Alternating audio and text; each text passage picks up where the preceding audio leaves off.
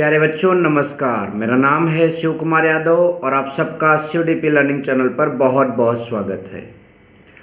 कक्षा 10 के सामाजिक विज्ञान विषय की हम लोग अब आज से पूरी तैयारी करेंगे और पूरा अंत तक के चैप्टर की तैयारी करेंगे। हमारे चैनल को अभी से सब्सक्राइब कर लीजिए और जो मैं बताता हूँ आप उसे पढ़ लीजिए। 70 में से 65 नंबर आप सामाजिक विज्ञान में ज़रूर लाएंगे। मैंने आज जो इस वीडियो में प्रश्न तैयार किया है वो बहुविकल्पी प्रश्न और अति लघुत्तरी प्रश्न है। इस वीडियो को देखोगे तो सेकेंड वाले वीडियो का जो है आधा से ज़्यादा कॉन्सेप्ट आपका इसी वीडियो में क्लियर हो जाएगा। तो चलिए अब हम पहले बहुविकल्पी प्रश्न देख लेते हैं। हमारा पहला प्रश्न है, राष्ट्रवाद का प्रारंभ जिस देश से हुआ है वो देश कौन सा है? राष्ट्रवाद का प्रारंभ जिस देश से हुआ है वो देश कौन सा है? फ्रांस। याद रखिएगा, राष्ट्रवाद का प्रारंभ किस देश से हुआ है? फ्रांस। याद जरूर रखिएगा। फ्रांस की क्रांति कब हुई? दूसरा प्रश्न, फ्रांस की क्रांति कब हुई? 1789। उत्तर क्या है? 1789। यंग इटली सोसाइटी का संस्थापक कौन था? यंग इटली सोसाइटी का संस्थापक कौन था? तो उत्तर है मेज़नी। उत्तर है मेज़नी। हमारा अगला प्रश्न है, फ्रांस में गणतंत्र की घोषणा किस वर्ष हुई? फ्रांस में गणतंत्र की घोषणा किस वर्ष में हुई? हमारा उत्तर है 1848 में। प्रश्न को फिर से रिपीट कर दे रहा हूँ 1 से 4 तक। राष्ट्रवाद का प्रारंभ जिस देश में हुआ वो कौन सा देश है? फ्रांस। फ्रांस की क्रांति कब हुई? 1789। यंग इटली सोसाइटी का संस्थापक कौन था? मेज़नी।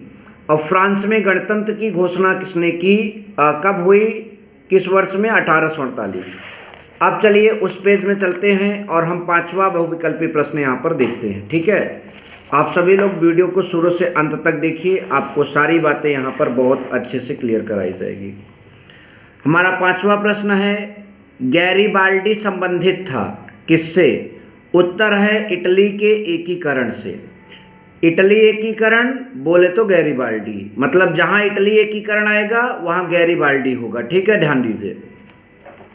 6वां नंबर, बिस्मार्क ने किस नीति द्वारा जर्मनी के एकीकरण में सफलता पाई? उत्तर है लौह एवं रक्त नीति। लौह एवं रक्त नीति, ये बात ध्यान दीजिए। 7वां नंबर हमारा प्रश्न है, निम्नलिखित में किसने इटली के एकीकरण को संभव बनाया? निम्नलिखित में किसने इटली के एकीकरण को संभव बनाया? उत्तर है ये सभी, मतलब मेज़नी ने, गैरीबाल्डी ने, काउर ने, ये तीनों ने इटली के एकीकरण को संभव बनाया। गैरीबाल्डी का पहले से मैंने बता दिया। ठीक है, ये बात ध्यान दीजिएगा। तो इन तीनों ने मिलकर इटली के एकीकरण को संभव बनाया। नंबर 8वां, प्रसा के राजा विलियम प्रथम को जर्मनी का सम्राट कब घोषित किया गया? उत्तर जनवरी 1871 में। उत्तर जनवरी 1871 में। ध्यान से अगर आप सुन रहे हैं तो आपको प्रश्न याद भी हो रहे होंगे।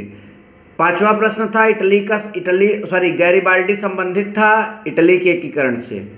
बिस्मार्क ने किस नीति द्वारा जर्मनी के एकीकरण में सफलता पाई? लौह एवं रक्त नीति। फिर अगला था, निम्नलिखित में से किसने इटली के एकीकरण को संभव बनाया? तो सभी ने, मतलब मेज़नी, गैरीबाल्डी, काउर और ये सभी। ठीक है। प्रसा के राजा विलियम प्रथम को जर्मनी का सम्राट कब घोषित किया गया? 1871। तो याद रखिएगा। अभी कुछ और प्रश्न ऑप्शनल के हैं, उसके बाद अति लघुत्तरी प्रश्न। नेपोलियन का संबंध किस देश से था? उत्तर है फ्रांस। नेपोलियन का संबंध किस देश से था? उत्तर फ्रांस। इटली का एकीकरण किसके नेतृत्व में किया गया? उत्तर है जिउसेप्पे गैरीबाल्डी। फिर से वही चीज़ आ गया, इटली। ठीक है, जहां इटली एकीकरण वहां गैरीबाल्डी, जहां इटली एकीकरण वहां गैरीबाल्डी। ठीक है। जर्मनी का एकीकरण का श्रेय इनमें से किसे दिया जाता है? बिस्मार्क। ये भी हमने पिछले पेज में पढ़ा था। जर्मनी एकीकरण बिस्मार्क, इटली एकीकरण गैरीबाल्डी। रट लो भाई, जर्मनी एकीकरण बिस्मार्क, इटली एकीकरण गैरीबाल्डी, याद रखो। बेल्जियम किस देश के अधीन था? हॉलैंड। बहुत अच्छा प्रश्न है, बहुत बार पूछा गया है। बेल्जियम किस देश के अधीन था? उत्तर हॉलैंड। बेल्जियम किस देश के अधीन था? उत्तर हॉलैंड। ठीक है, आगे चलते हैं। हमारा 13वां प्रश्न यहाँ पर है, कुस्तुनतुनिया की संधि किस वर्ष हुई? उत्तर 1950 में। कुस्तुनतुनिया की संधि किस वर्ष में हुई? उत्तर 1950 में। नेक्स्ट नंबर, नेपोलियन किस युद्ध में पराजित हुआ? 1815 के वाटरलू युद्ध में। सन नहीं याद होता है तो ये याद रख लेना, वाटरलू युद्ध में नेपोलियन पराजित हुआ था। वाटरलू युद्ध बोले तो नेपोलियन, याद रखना, पराजित होना। 15वां और आखिरी ऑप्शनल प्रश्न, जालवेराइन का तात्पर्य था किससे? व्यापारी संघ से था, जर्मन संघ से था, शुल्क संघ से था या कर लगाना? तो जालवेराइन का संबंध जो था शुल्क संघ से था। ठीक है, याद रखिएगा। इन 15 प्रश्नों की झलक जो है हमारे अतिलघु उत्तरीय प्रश्न में देखने को जरूर मिलेगी। आई होप कि आप बहुत अच्छे से पढ़ रहे हैं। अगर आप सभी को ये मेरा नोट्स चाहिए हैंड राइटिंग से लिखा हुआ, तो आप कमेंट में अपना व्हाट्सएप नंबर दे दीजिए, मैं आपके व्हाट्सएप पर ये कमेंट कर दूंगा। ठीक है, आगे चलिए। हमारा अब अतिलघु उत्तरीय प्रश्न यहाँ से स्टार्ट होता है, और जो भी मैं यहाँ बताऊंगा आप थोड़ा रुकिए, रुकने के साथ साथ आप देखिए और समझिए। देखिए, टाइम नहीं देंगे तो आपका तैयार नहीं होगा। अब प्रश्न यहाँ पर हमारा है, उदारवाद क्या है? तो देखिए लिखा है, उदारवाद लिबरलिज्म शब्द का हिंदी रूपांतरण है जिसका अर्थ है स्वतंत्रता। उदारवाद जो है लिबरलिज्म शब्द का हिंदी रूपांतरण है, मतलब एक अंग्रेजी में शब्द है लिबरलिज्म, इसका हिंदी रूपांतरण उदारवाद है और जिसका अर्थ होता है स्वतंत्रता। मतलब परिभाषा क्या लिखेंगे? नए मध्य वर्गों के लिए उदारवाद का मतलब था व्यक्ति के लिए आज़ादी और कानून के समक्ष सबकी बराबरी। मतलब नए मध्य वर्गों के लिए उदारवाद का मतलब था व्यक्ति के लिए आज़ादी और कानून के समक्ष सबकी बराबरी। क्या आपने पढ़ा? नए मध्य वर्गों के लिए उदारवाद का मतलब था व्यक्ति के लिए आज़ादी और कानून की समझ सबकी बराबरी, समझ। नेक्स्ट नंबर हमारा है दूसरा, निरंकुशवाद से क्या तात्पर्य है?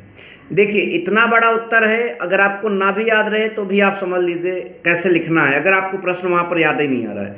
निरंकुशवाद मतलब अंकुश ही नहीं लगेगा, समझ लिख देना, ऐसी सरकार जिस पर किसी का अंकुश नहीं होता निरंकुशवाद कहलाता है, ऐसी शासन व्यवस्था है, ऐसे कुछ लिख देना। लेकिन पूरा प्रश्न का उत्तर मैंने यहाँ लिखा, देखो, एक ऐसी सरकार या शासन व्यवस्था जिसका सत्ता पर किसी प्रकार का कोई अंकुश नहीं होता। एक ऐसी सरकार या शासन व्यवस्था जिसका सत्ता पर किसी प्रकार का कोई अंकुश नहीं होता। एक ऐसी सरकार या शासन व्यवस्था जिसका सत्ता पर किसी प्रकार का कोई अंकुश नहीं होता। ऐसी सरकार जनता के अनुकूल कार्य नहीं करती। यह अत्यंत केंद्रीकृत सैन्य बल पर आधारित और दमनकारी सरकारें होती हैं। केंद्रीकृत और सैन्य बल मतलब ज़्यादा सैनिक के बल पर आधारित और दमनकारी मतलब लोगों को सताने वाली सरकारें होती हैं। ऐसे ही सरकारों को हम निरंकुशवाद कहते हैं। ठीक है, नेक्स्ट नंबर हमारा है, जर्मनी के एकीकरण में सबसे महत्वपूर्ण योगदान किसका था? जर्मन राष्ट्र का प्रथम सम्राट कौन घोषित किया गया? तो देखिए, जर्मनी के एकीकरण में ऑटो वान बिस्मार्क का सबसे महत्वपूर्ण योगदान था। मैंने पहले ही बोला, जर्मनी का एकीकरण बिस्मार्क, जर्मनी का एकीकरण बिस्मार्क और इटली का एकीकरण गैरिबाल्डी। तो इतना आप रट लो बच्चा, बार बार आने वाला है।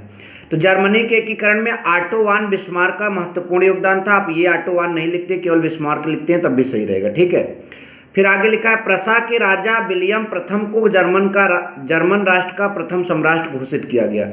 ये भी हमने आपको पीछे कराया था। ठीक है, प्रसा के राजा विलियम्स को ही मतलब कि वहाँ पर जर्मनी का प्रथम सम्राट घोषित किया गया था, हमने ऑप्शनल प्रश्न में कराया था।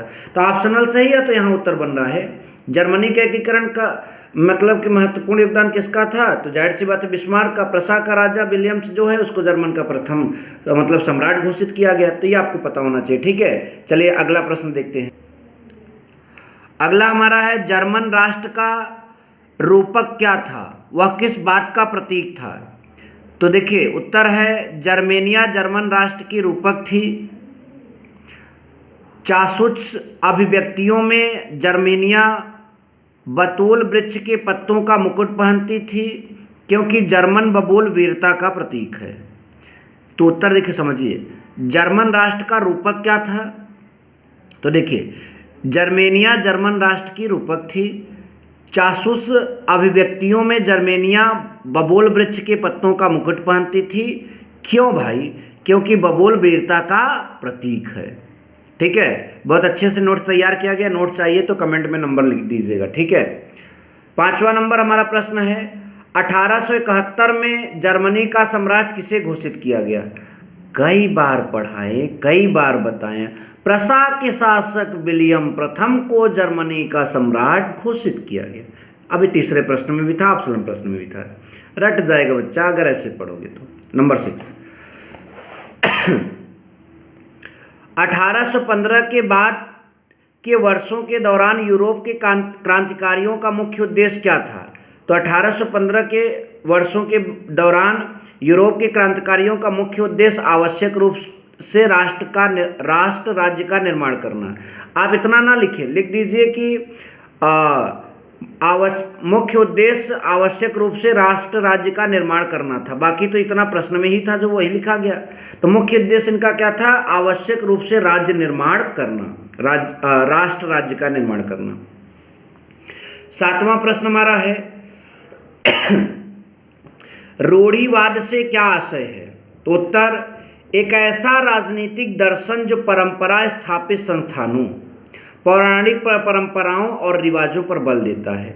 मतलब एक प्रकार समझिए एक ऐसा सिस्टम जो पुरानी जो परंपराएं हैं उसी पर बल देता है, उसी को फॉलो करने के लिए बोला जाता है। वही आपका एक प्रकार से रूढ़िवाद है। जो पुरानी धारणाएं आज भी बनी है, जैसे अगर आप अपने गांव में देखिए तो महिलाओं को घूंघट के नीचे रहना पड़ता है, तो ये एक प्रकार के रूढ़िवाद का प्रतीक है, पुरानी परंपरा। तो फिर समझिए, ऐसा राजनीतिक दर्शन जो परंपरा स्थापित संस्थानों, पौराणिक परंपराओं और रिवाजों पर बल देता है, वही आपका रूढ़िवाद कहलाता है। नेक्स्ट नंबर, उत्तर हमारा प्रश्न है, जब फ्रांस छींकता है तो बाकी यूरोप को सर्दी जुकाम हो जाता है, यह कथन किसका है? बाकी इतना तो भाई प्रश्न का ही है। यह कथन मैटरनिख का है। बस उत्तर लिख दीजिए, यह कथन मैटरनिख का है। मैटरनिख बोला था जब फ्रांस छींकता है तो बाकी यूरोप को सर्दी जुकाम हो जाता है। नंबर 9वां प्रश्न हमारा, जर्मनी, इटली और स्विट्जरलैंड 18वीं शताब्दी के मध्य किसमें विभाजित 18वीं शताब्दी के मध्य किसमें विभाजित थे? उत्तर, जर्मनी, इटली और स्विट्जरलैंड 18वीं शताब्दी के मध्य में राजशाहियों, डचियों और कैंटनों में विभाजित थे। तो बस ये याद रखो ना, राजशाहियों, डचियों और कैंटनों में विभाजित थे। नंबर नेक्स्ट, मेनर क्या था? उत्तर, भूमि का वह टुकड़ा जो सामंती व्यवस्था में भूख स्वामियों के अधीन होता था तथा जिस पर सामंतों के घर, किले, खेत के अतिरिक्त भूमिहीन किसान भी रहा करते थे, मेनर कहलाता था। थोड़ा बड़ा उत्तर है, मैं बोलता हूँ ऐसे याद करो। जैसे देखिए, अगर आप भूमि का एक ऐसा टुकड़ा हो जो सामंती व्यवस्था में भूमि स्वामियों के अधीन था, मतलब सामंती एक ऐसी व्यवस्था थी, सामंती, जिसमें जो भूमि स्वामी मतलब जो जिनके पास ज़्यादा ज़मीन होती थी उनके अधीन हो जाता था भूमि का जो टुकड़ा, और जिस पर सामंतों के घर, जो वहाँ के लोग रहते, घर, किले और खेत के अतिरिक्त भूमिहीन किसान भी रहा करते थे, यही चीज़ आपका मेनर कहलाता था। लास्ट प्रश्न of the day, of the video, of the day, रोमानी या स्वच्छंदतावाद क्या था? तो उत्तर है, रोमानी एक ऐसा सांस्कृतिक आंदोलन था जो एक अलग तरह की भावना का विकास करना चाहता था। रोमानिवाद एक ऐसा सांस्कृतिक आंदोलन था जो एक अलग तरह की भावना का विकास करना चाहता था। रोमानिवाद एक ऐसा सांस्कृतिक आंदोलन था जो एक अलग तरह की भावना का विकास करना चाहता था। वीडियो पसंद आया हो तो लाइक ज़रूर करिए, ज़्यादा से ज़्यादा शेयर करिए। Thank you so much. जय हिंद, वंदे मातरम।